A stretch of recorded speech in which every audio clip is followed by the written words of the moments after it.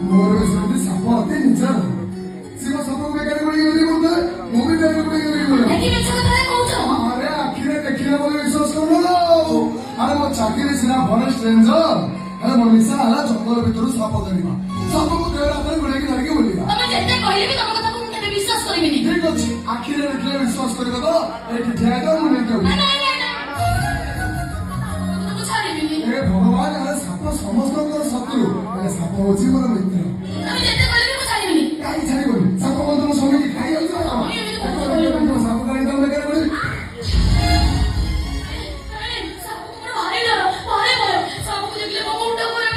ହଉ ଠିକ ଅଛି ତମ ମୁଣ୍ଡ ଖରାପ କରିବା ଦରକାର ନାହିଁ ତମେ ଏଇଠି ଠିଆ ହେଇଯାଅ ମୁଁ ସାପକୁ ପେଟି ଭିତରେ ଥିରିକିନା ପୁରେଇକି ନେଇକି ଆସିବି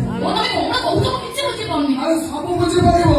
କେବଳ ତମକୁ ଡରିବା ପାଇଁ ତମ ରୁମ୍ ଭିତରେ ନେଇକି ମୋ ସାପ ଛାଡ଼ିଦେବି